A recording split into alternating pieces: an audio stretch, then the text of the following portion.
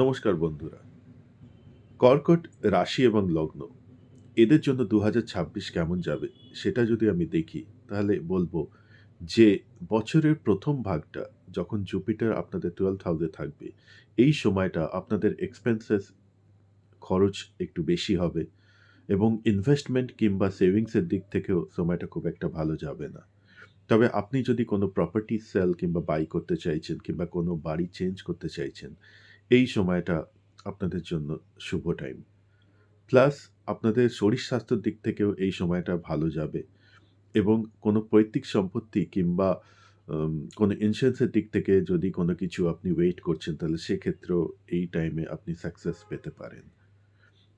Saturn আপনাদের 9th হাউসে থাকার জন্য ভাগ্যের দিকটা খুব একটা সহায়তা নাও পেতে পারেন।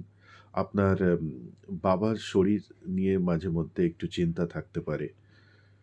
আর কোথাও যদি আপনি লং ডিসট্যান্স ট্রাভেল করতে চাইছেন, সেক্ষেত্রেও অনেক রকম বাধার সৃষ্টি হতে পারে।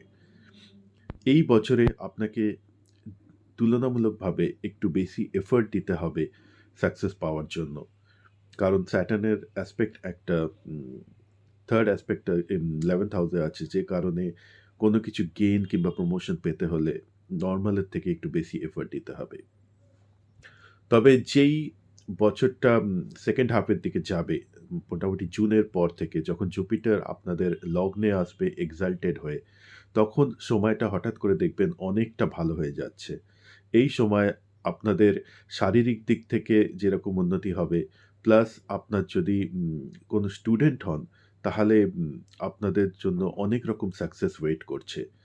প্লাস আপনি যদি কোনো লং ডিসট্যান্স ট্রাভেল করতে চাইছেন কিংবা কোনো হায়ার স্টাডিজ পারসিউ করতে চাইছেন এই সময়, সেক্ষেত্রেও আপনি অনেক সাকসেস পাবেন। যদি আপনারা এই বছরে আম ম্যারেজের প্ল্যান করছেন, তাহলে সেক্ষেত্রেও 2nd হাফটা আপনাদের জন্য অনেক বেটার।